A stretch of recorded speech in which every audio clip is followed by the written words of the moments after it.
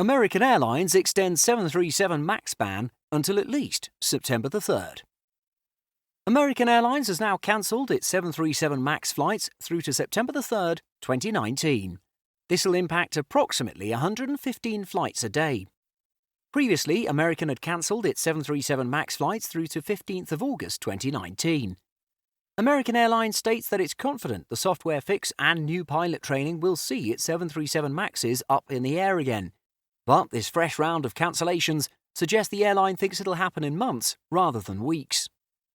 American advises that it'll contact affected passengers directly. Passengers will be rebooked or, if that is inconvenient, offered a refund.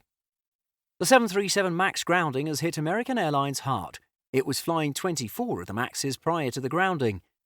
Those 115 daily flights represent only 1.5% of American's total daily flights, but the cancellations, rescheduling, and passenger dissatisfaction levels are a logistical and financial headache for any airline. So is American America's least favourite airline? American Airlines has been copping it lately.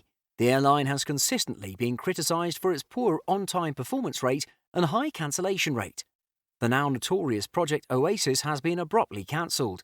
The ill-fated plan to squeeze more seats into already tight 737-800s and A321s sunk faster than a brick in the Hudson River once news of it leaked out. In early 2019, WalletHub assessed the best and worst US airlines across 15 different metrics. Best and worst lists can be subjective, but WalletHub uses a reasonably sophisticated methodology.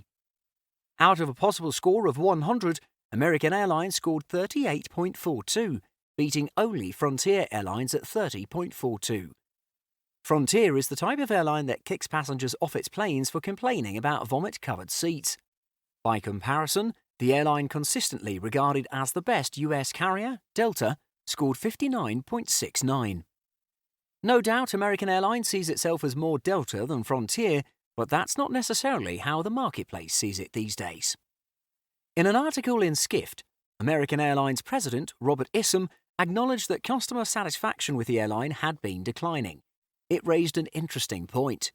Yes, there were problems with sometimes below-standard service, reduced legroom and mediocre in-flight Wi-Fi, but what Isom found really irritated customers was a lack of reliability. People hated late planes and cancellations. The Skift article cites an October 2018 metric that had America's on-time performance rated as 7th from a list of 10 airlines. Even prior to the 737 MAX grounding, 1.5% of flights were being cancelled.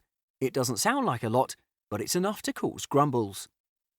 2 years ago, a vlogger called Unilad had an American Airlines cancellation experience backed up by terrible customer service.